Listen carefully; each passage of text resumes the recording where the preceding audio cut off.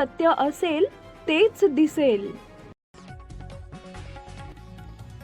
सोलापूर शहरातील auto रिक्षांना LPG पुरवठा करणारे 10 खासगी पंप सध्या पूर्णपणे बंद पडल्याने सुमारे 16,000 रिक्षा चालक अडचणीत आले।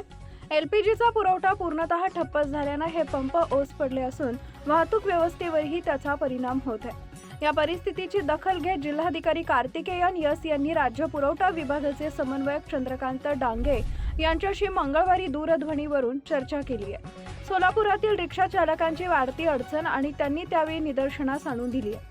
थांबलेला एलपीजी पुरवठा तातडीने पूर्ववत सुरू करण्याची मागणी जिल्हाधिकाऱ्यांनी केली आहे। यावर डांगे यांनी हा विषय राज्य व केंद्र सरकारसमोर मांडून लवकरात लवकर मार्ग काढण्याचा प्रयत्न करू अशी माहिती दिली आहे। ऑटो एलपीजी मिळत नसल्याने अनेक रिक्षा चालकांवर बेरोजगारीची कुरड कोसळण्याची शक्यता निर्माण झाली असून शासनाने तातडीने पाऊल उचलून हा राज्यव्यापी प्रश्न सोडवावा अशी मागणी संघटनेने केली आहे।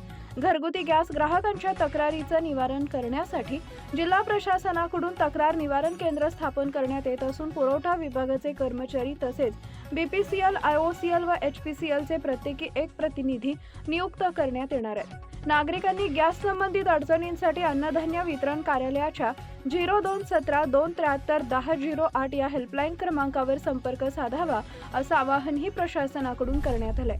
इंडियन ग्राहकांनी Indian oil one, Bharat gas ग्राहकांनी बीपीसीएल फॉर बिझनेस आणि एचपी गॅस ग्राहकांनी एचपी हे ॲप डाउनलोड करावे।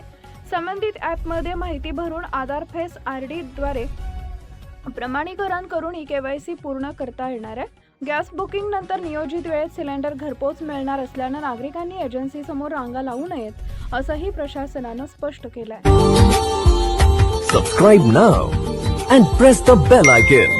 Never miss an update.